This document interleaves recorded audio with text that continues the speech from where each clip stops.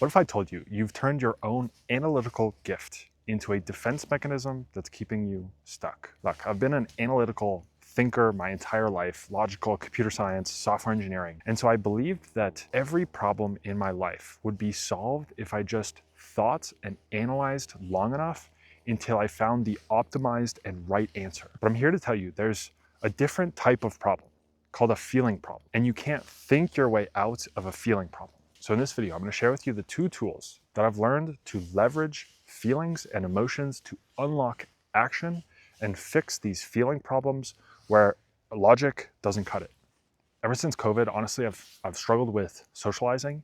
And the big thing has been just starting social exchanges with people, like talking to a stranger, starting a conversation.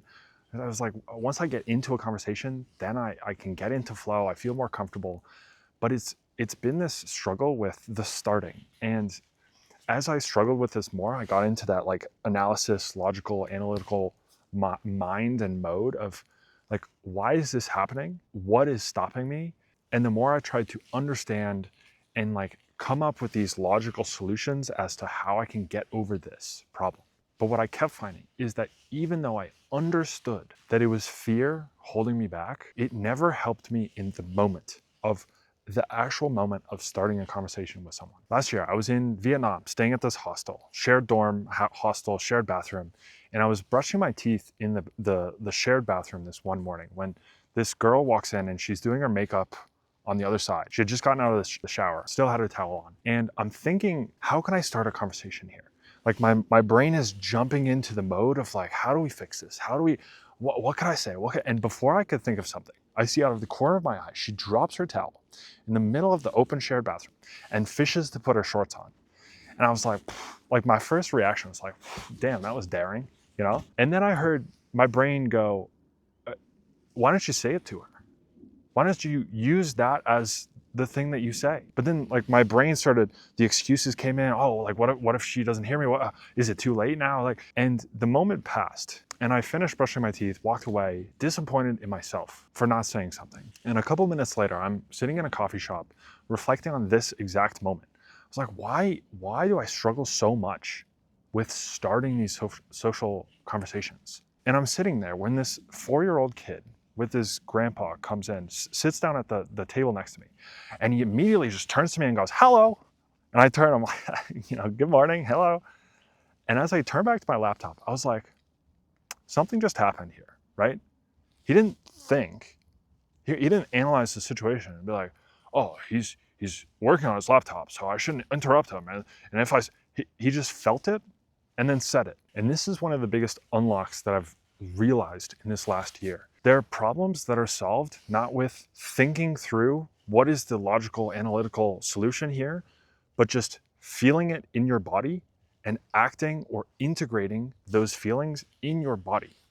So now I want to talk about the first tool, this emotional alchemy process for integrating fear and unlocking action.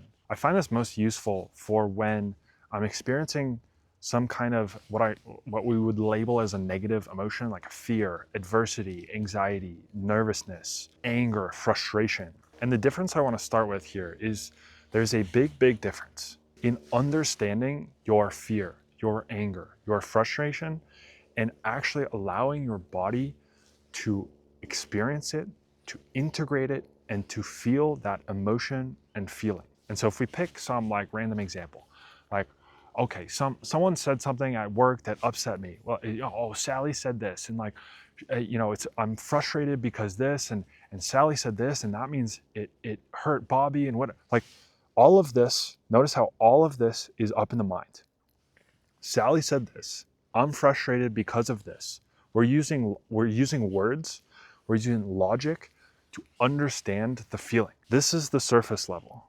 What I'm talking about is underneath this. We need to get past the words, get past the story, the narrative, the explanation, and get into the body. Before I jump into the actual emotional alchemy process, I'm going to talk about fear because fear is the thing that was directing my struggle with starting these social interactions. And if you find that in your life, you don't have an example of like fear coming up directing your life, it's probably because you've trained your brain to rationalize away your fear. You've come up with an excuse. You've come up with a narrative. You've come up with a story as to why you don't need to feel that feeling. And so I want to give you two threads that you can pull on to start to unravel yourself and start to understand yourself more and be able to use this process in your own life. The first thing is, what are you waiting to do? Oh, I'm waiting to do this because I need this external thing. I need this money. I need this house to happen. I need this move to, like, what are you waiting to do? And the second thing is, look at the tension and friction in between what you think and say and want to do versus what you actually end up doing. Look for those moments in your day, in your week, because looking back at my own story, it's like so many of my excuses were just fear underneath it. And I never actually learned how to deal with fear until this past year. And so this is the emotional alchemy process. If there's a negative emotion that happens in your life, fear, frustration, anger, either in the moment or a little bit after, when you get some space, sit down, close your eyes, relax, and visualize that scenario, that thing happening. Visualize your fear, the worst case scenario. Visualize that playing out. And in that moment, in that visualization, in your mind, eyes closed, allow your body to experience that experience. Allow your stomach to tighten. Allow your hands to get sweaty, your palms to get sweaty. Allow that adrenaline to come. Just allow the feelings to happen in your body. And after a minute, 2 minutes, this feeling will naturally start to taper off. As you start to settle down and get back to kind of a neutral state, what I like to do next is envision the positive. Envision overcoming that fear. Envision the best case scenario. Envision the thing that you want to have happen and allow your body to experience that experience, the confidence, the relief. Feel that feeling and integrate it in your body. And after that process, just a couple minutes, 5 minutes, what I usually find is that, specifically in terms of fear, what I find is that it unlocks this action, because what we've done is we've allowed our body to experience the negative and experience the positive. And so if you can survive the feeling, you can survive the action. In the next section, the second tool, I want to start off by challenging you a little bit. Think about the things that you want this year, the goals that you're going for, the new salary, the new house, finding direction, the career change, finding purpose. Pick one of those things, and let's say you achieve it. How would that feel, having achieved that goal, right? Maybe you feel relieved. Maybe you feel more confident now. Maybe you feel more comfortable. Now, what if I told you what you actually want is not the thing? It's not moving apartments. It's not finding direction. It's the feeling underneath that. What we actually want is the relief, is feeling more confident, is feeling more comfortable. It's not the material thing. It's not the thing that we're chasing. It's the feeling underneath that we actually want. And if you believe that, then things get really interesting, right? Because if you think, let's take confidence as an example. You've felt confident in your life, right? You have an experience, something that happened where you felt more confident, right? And if you went back to that memory and visualized that experience, I bet you right now, if you sat there and did like the emotional alchemy process, visualize that feeling, allowed your body to experience that experience yet again, you would feel more confident. And so what we've just done now is we've said you can tap into these feelings at any point. And this is where things get a lot more interesting.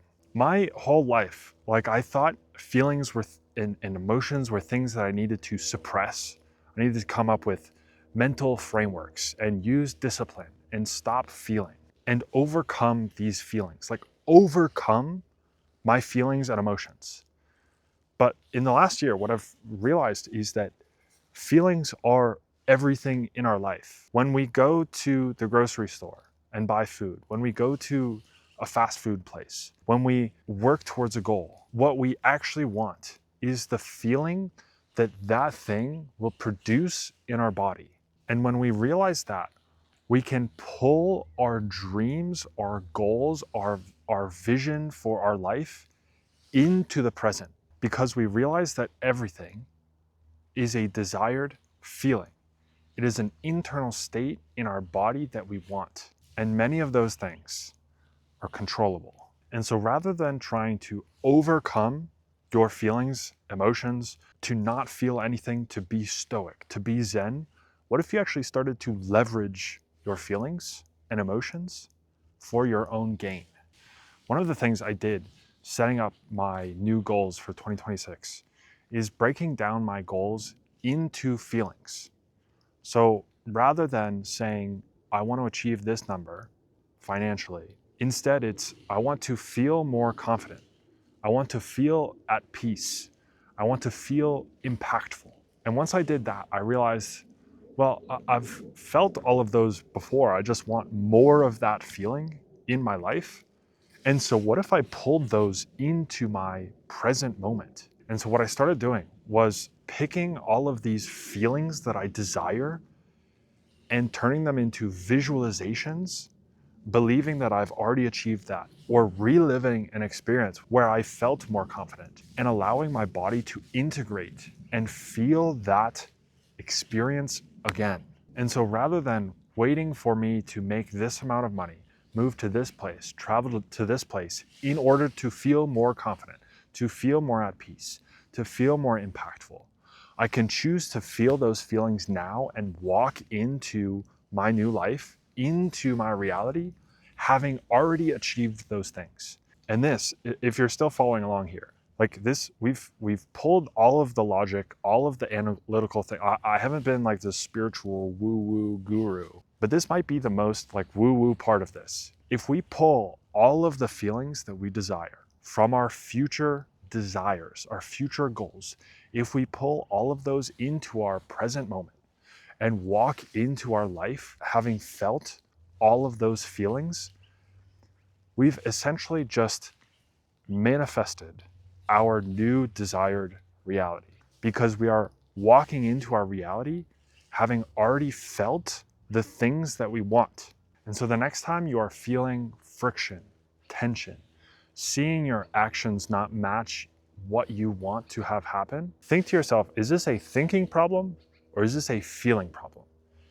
And if it's a feeling problem, use the emotional alchemy process. Integrate that feeling, that negative feeling, into your body, visualize that positive. And if you're looking at your goals, think about what is the feeling that you want underneath after achieving that goal? And how can you bring that into your reality today? As always, if you want to learn more about one-on-one coaching that I do, send me a DM on Instagram.